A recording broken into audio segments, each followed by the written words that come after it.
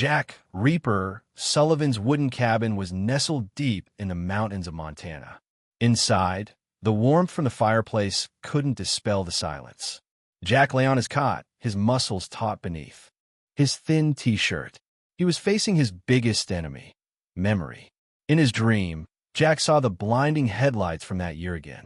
The sound of tires screeching on the frozen road echoed in his head. The car flipped over.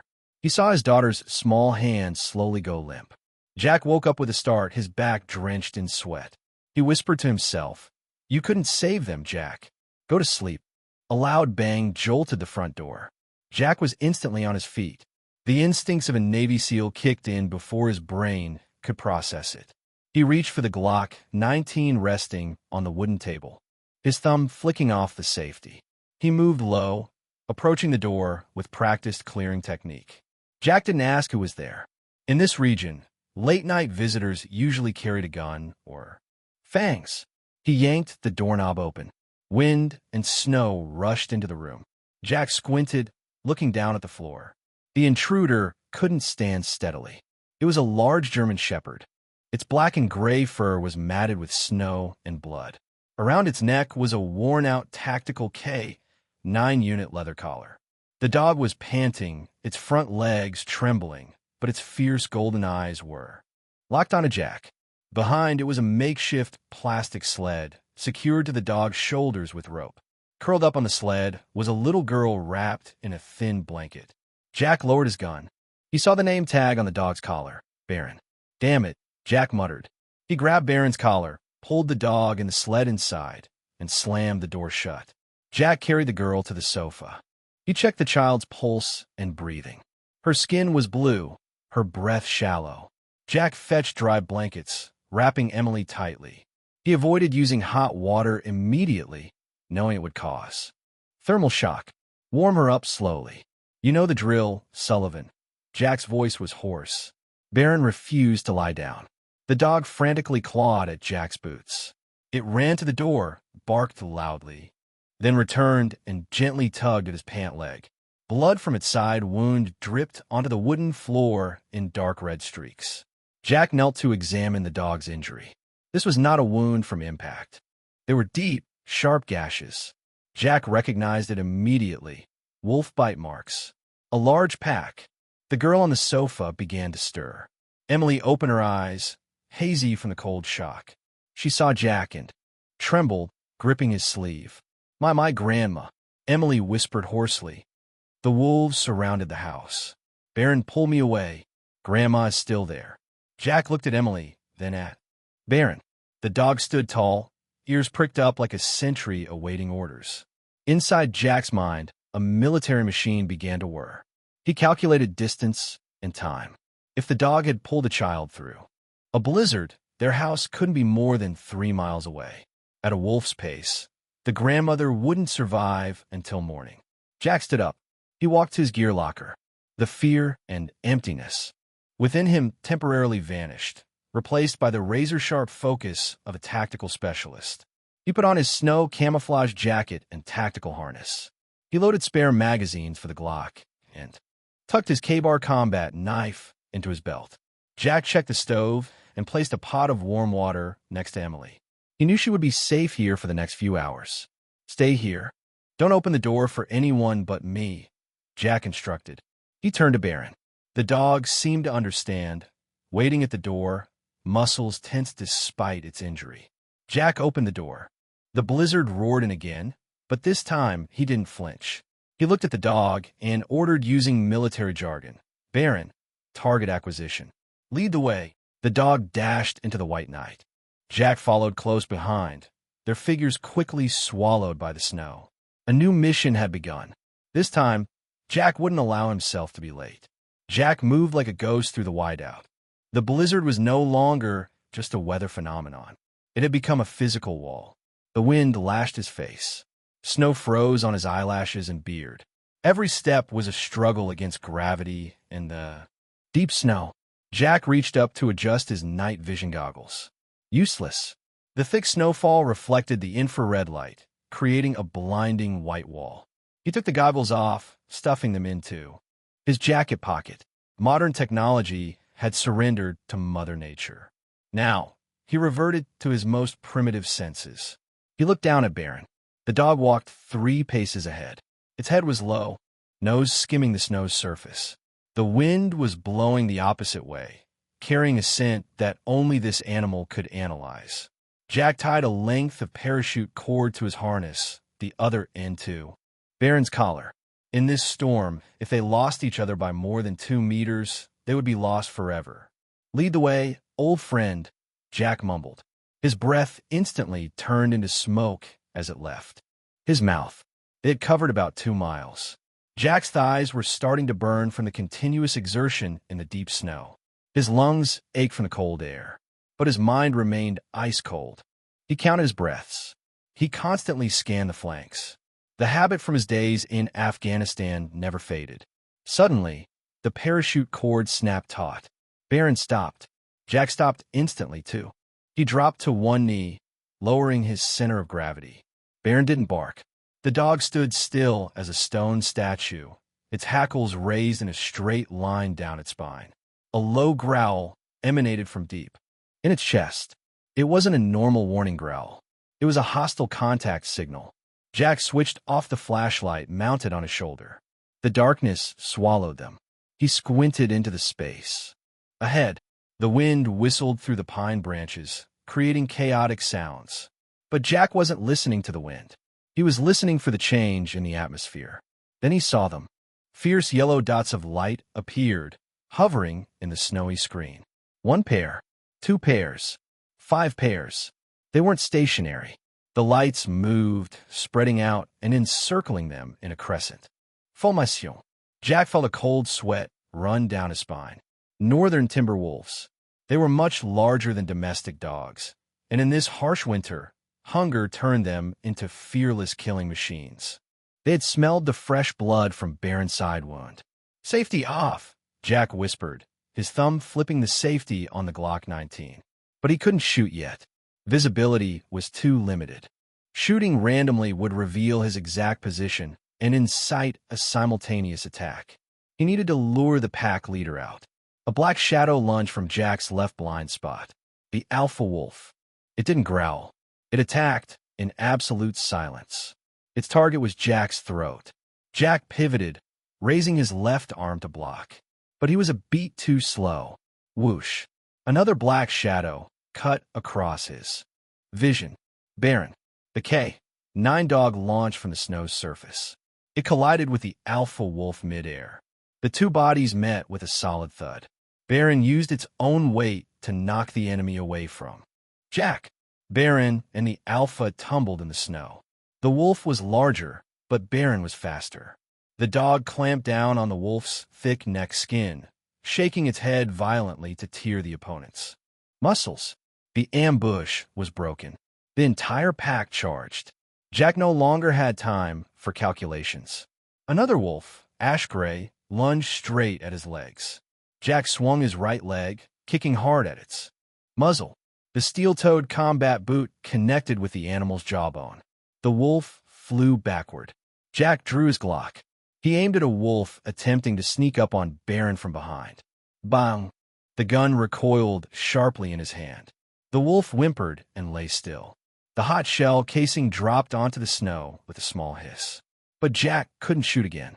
Baron and the alpha were wrestling, too close to each other. The 2 masses of black and gray fur were tangled in a confusing mess. A stray bullet could kill his only teammate right now. Jack holstered the gun. His right hand drew the K-bar knife. The 7-inch steel blade reflected the faint moonlight. Close quarters. Jack yelled, hyping himself up. He lunged into the fight. Another wolf split from the pack, leaping onto Jack's chest. He didn't dodge. He brought up his thickly jacketed left arm to defend. The animal's teeth sank into the Kevlar-lined fabric and the flesh beneath. Pain shot through his arm, but Jack didn't cry out. He tensed his muscles, holding the wolf tight. His right hand swung up. The K-bar blade plunged deep into the animal's shoulder socket. Jack twisted his wrist. The wolf released his arm, howling in pain, and retreated. Jack turned back to Baron. The situation was dire. The alpha had pinned Baron down in the snow. Its jaws were seeking to clamp down on the dog's throat. Baron struggled, its four paws clawing at the enemy's belly, but the wolf's weight was overwhelming. Jack didn't think. He threw his entire body, ramming the alpha wolf's flank. The impact made the animal lose its balance and roll away. Baron was freed. Instead of running or retreating to conserve energy, the dog immediately sprang up. It no longer attacked head-on. It skirted to the side, biting hard into the alpha's hind leg.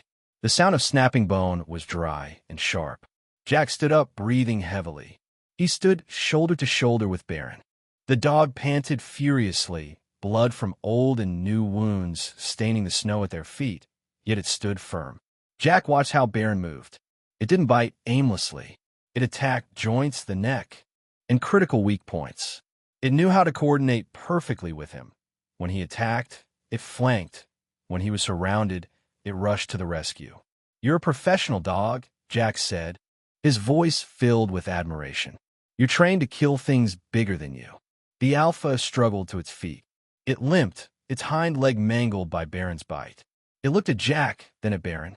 In its eyes was no longer the aggression of the predator, but the wariness of the defeated. Jack raised his knife, the blade pointed forward. Baron lowered its head, baring its fangs, ready for round two. But the alpha made its decision. It let out a low growl in its throat, then turned, limping into the darkness. The remaining golden eyes receded and disappeared. The rule of the wild was simple. A predator never gambles its life on prey that is too dangerous. Silence returned to the area.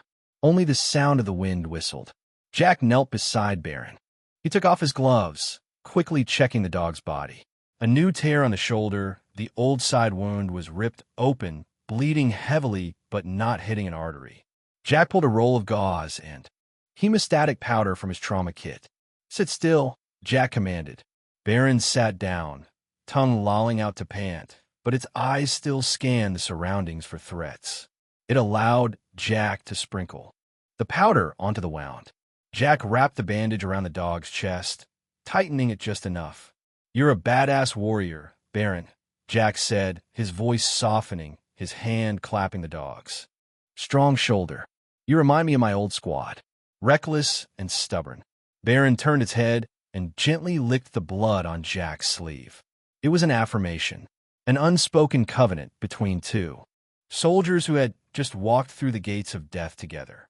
Jack stood up, sheathed the knife, and retrieved the gun dropped in the snow. He looked ahead. The storm hadn't subsided, and they still hadn't reached their destination. But the initial vague fear was gone. Now, they were the hunters, not the hunted. "We still have a grandmother to save," Jack said. "Get up, rookie." Baron stood up, shaking the snow from its fur. It whimpered slightly in pain, but then stepped forward again, its nose pointing toward the familiar scent. The parachute cord connecting the two of them became taut again. Jack followed. The darkness of the old forest seemed to retreat before their presence. Two wounded beings, two survivors, now merged into an unstoppable force. They moved deeper into the night, where a woman's life hung by a thread. The wooden house gradually emerged dimly through the snow, like a shipwreck in a white ocean. It perched precariously on the hillside, surrounded by ancient pine trees. No light spilled from within. Jack stopped, breathing heavily. Steam from his body rose thickly from his collar, condensing into a dense fog in the cold air. Baron stood beside him, trembling all over from exhaustion and blood loss, but its tail remained in a low, alert position. "Check," Jack ordered softly. He scanned the porch. The snow there was churned up. Large footprints, claws dug deep into the wood. Wolf tracks. They had been here. The east window was shattered, shards of glass scattered on the snow, and the wind was blowing straight into the house. Jack untied the parachute cord from Baron. He drew the Glock 19, checking the magazine one last time. 7 rounds left, enough for what was needed. He moved up the steps, avoiding floorboards that might creak. Baron walked close to his heels, silent as a shadow. The front door was stuck. Something was blocking it from the inside. "Sarah, it's Jack. I'm here to help." Jack shouted to announce his presence, preventing the person inside from panicking and attacking. There was no answer, only the sound of the wind whistling through the broken window. Jack didn't hesitate. He stepped back, put his weight into his right shoulder, and rammed the door hard. Wood splintered. The door burst open, pushing back a heavy wooden cabinet that had been used. As a barricade, Jack rushed in, gun aimed at the dark corners, clearing the room in 2 seconds with his CQB, close quarters battle, reflex. Secure, he reported to himself. The room was cold as a crypt. Snow and wind from the broken window had coated the floor with a thin white layer. In the farthest corner of the room, sheltered from the wind, a figure was leaning against the wall. It was Sarah. The old woman sat there, her right hand tightly gripping a black iron fireplace poker. The tip of the poker pointed toward the door, trembling but not letting go. Her eyes were wide, open, but their focus had begun to scatter. Her face was deathly pale, her purple lips devoid of color. "Mrs. Sarah." Jack lowered his gun and approached. The old woman blinked, trying to recognize the large man in front of her. "Emily," she whispered, her voice fragile like the sound of dry leaves crumbling. "My granddaughter. She's safe. She's at my place. Warm and safe," Jack said quickly, his voice low and firm to reassure her. He knelt beside her. The situation was worse than he thought. A large pool of blood had congealed under her right foot. Her jean leg was torn, revealing an open fracture. The tibia bone was piercing the skin.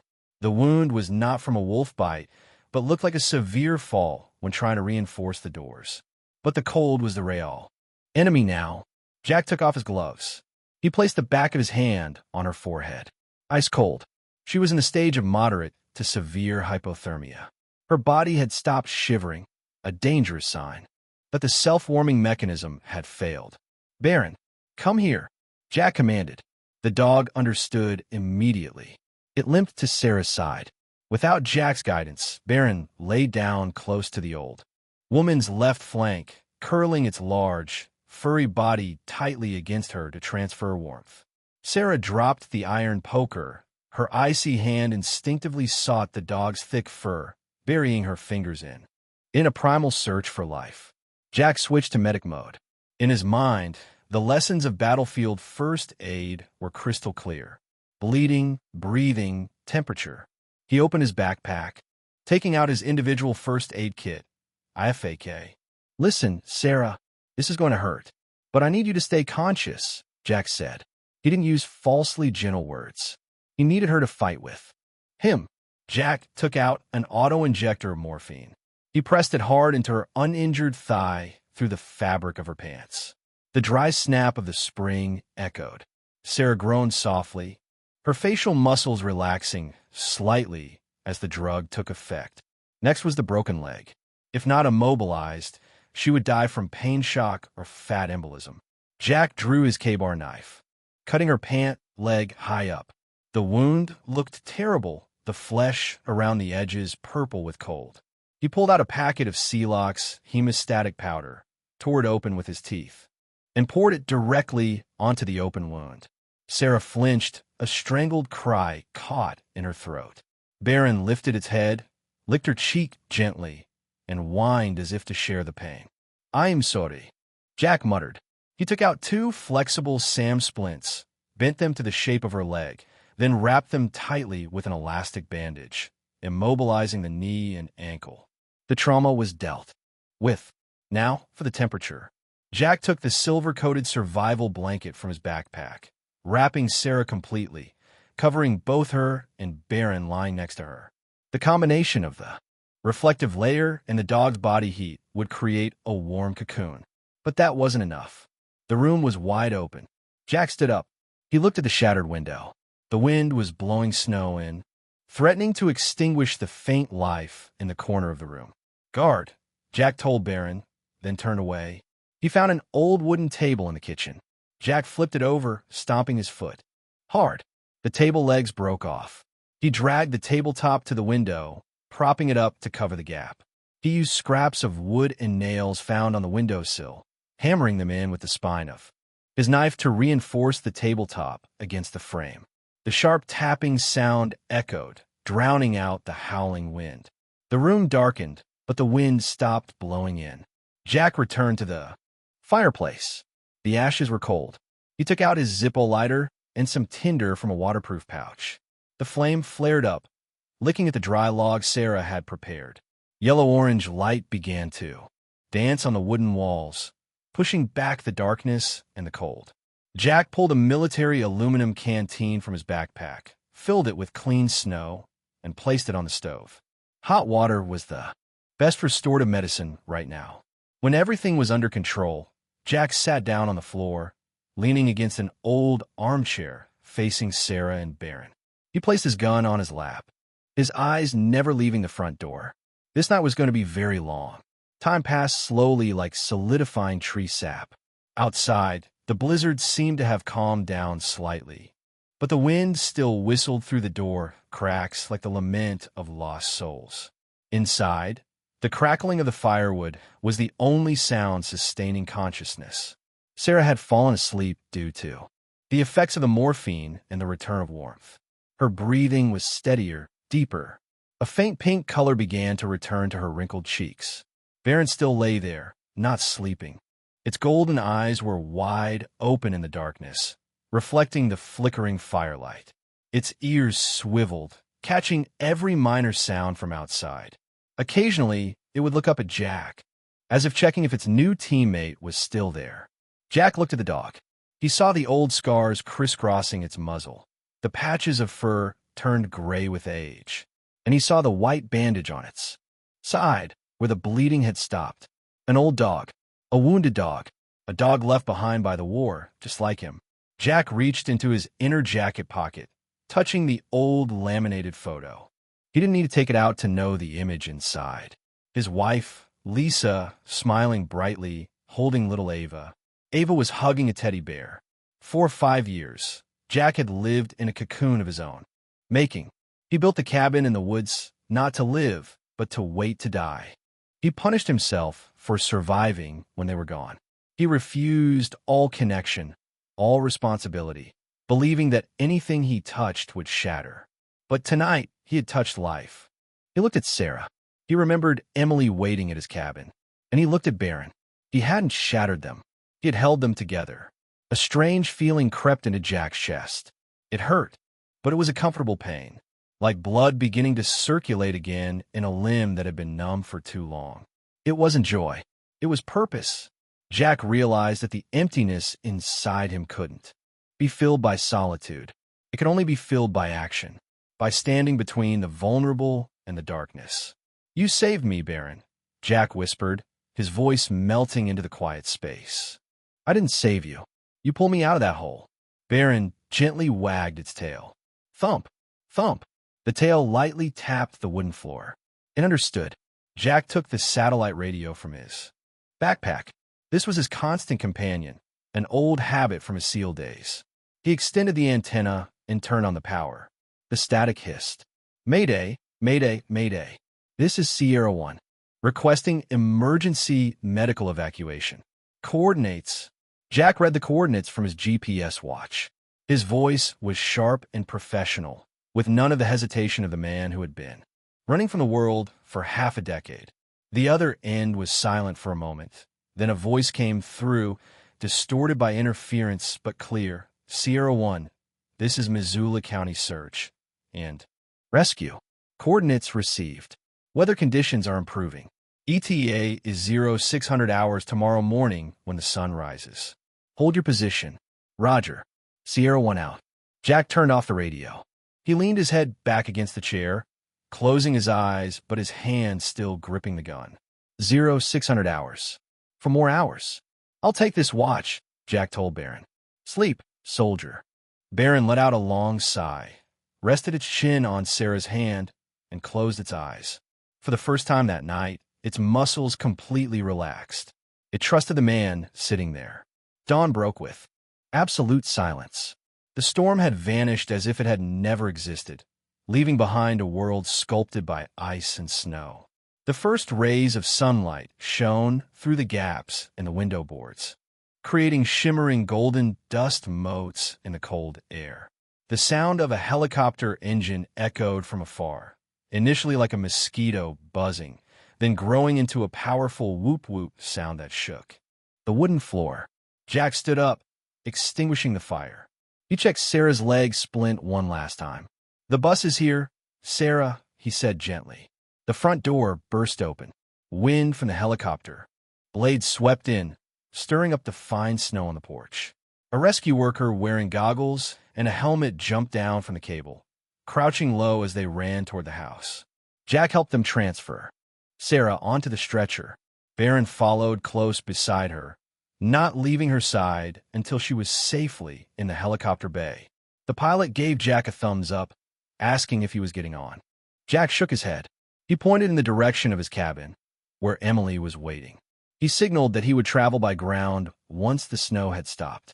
The helicopter lifted high, banked, and flew toward town. The noise vanished, returning silence to the forest. But this time, the silence was no longer frightening. Jack turned back to look at the empty house. He picked up his backpack, slinging it onto his shoulder. "Let's go get Emily," he said to the air. But when he turned around, Barron was still standing there. The dog hadn't boarded the helicopter. The rescue workers probably hadn't allowed large dogs, or perhaps Barron had chosen to stay. It sat squarely on the porch, its wounds cleanly bandaged by Jack the previous night. Its golden eyes looked straight at Jack, waiting. Jack froze. He looked at the path leading back to his cabin, then at the dog. "You missed your ride," Jack said. Barron tilted its head, its left ear twitching. Jack sighed, a rare smile appearing on his face, easing the strained wrinkles at the corners of his eyes. "All right, I'll point, you rear." Barron stood up, letting out a sharp bark. The two shadows, one man and one dog, began their journey back across the white, sunlit snow. 2 weeks later, Missoula General Hospital. The hospital corridor smelled strongly of disinfectant and fresh flowers. Jack walked slowly, holding a brand-new teddy bear. He stopped in front of room 304. Inside, Emily was sitting on the hospital bed, reading a comic book to Sarah. Sarah's leg was suspended in a sling, encased in a white cast. The color had returned to her face. When Jack walked in, Emily screamed with joy, "Uncle Jack!" The little girl jumped off the bed, rushing into his arms. Jack bent down, catching her with one arm, lifting her into the air. The feeling of holding a child tightened his chest slightly with memory, but the pain was now accompanied by warmth. "I brought you a gift." Jack handed her the teddy bear. "Thank you, Uncle." Emily hugged the bear tightly. "Can I name him Barron?" Jack smiled, "Sure. That's a great name." Sarah looked at him, her old eyes glistening with tears. She grasped Jack's calloused hand. "I don't know how to thank you, Jack. You gave my granddaughter and me a second chance at life. You don't owe me anything." "Sarah," Jack shook his head. "Emily and that four-legged friend are the real heroes." Speaking of him, Sarah hesitated. "The doctor says I need at least 6 months to walk again. And after that, I'll have to move into an assisted living apartment. They don't allow large dogs there. Emily will have to live with her aunt in the city." She looked at Jack, her eyes pleading but full of apprehension. "I know this is a huge favor, but Barron, he needs space. He needs the mountains, and he needs someone who can understand him." Jack was silent. He looked out the hospital window, where the parking lot was bathed in sunlight. "I understand," Jack said simply. Jack walked out of the hospital's automatic doors. The cold winter air hit his face, but the sky was clear and sunny. He walked toward his old Ford F-150 pickup truck parked in the corner of the lot. In the truck bed, a specialized transport crate was open. Sitting next to it, being gently stroked by a young veterinarian, was Barron. The dog had been bathed. Its black and gray fur was sleek and shiny again. The side wound had been stitched up and neatly bandaged. The old worn collar had been replaced with a new, sturdy one. When it saw Jack, Barron instantly stood up. It didn't bark. It just stood there, tail wagging slightly, exuding anticipation. The veterinarian smiled, handing Jack the leash. He wouldn't eat anything this morning. I think he was waiting for his owner. Jack took the leash. He looked into the dog's eyes. "Ready?" Jack asked. Barron licked his hand. Jack opened the passenger door of the pickup truck. He didn't give an order. He patted the worn leather seat. "Get in, Barron." The dog leaped onto the passenger seat, sitting neatly, looking straight through the windshield toward the distant mountains. Jack closed the door, walked around to the driver's seat. He started the engine. The engine roared powerfully. Jack looked over at the seat next to him. Barron turned to look at him, tongue lolling out, a look on its face as if it were smiling. Jack reached into the glove compartment, taking out a pair of sunglasses and putting them on. He looked into the rearview mirror. The image of the lonely man with dark eyes had vanished. "Let's go home," Jack said. The truck pulled out of the parking lot, merging into the bustling traffic, heading toward the vast pine forests. The past was still there in the rearview mirror, but it was getting smaller and smaller. And ahead, through the windshield, was a wide-open road. Jack Sullivan was no longer alone, and Reaper had died in the blizzard that night. Now, there was only Jack and Barron, two old warriors on a journey to find peace.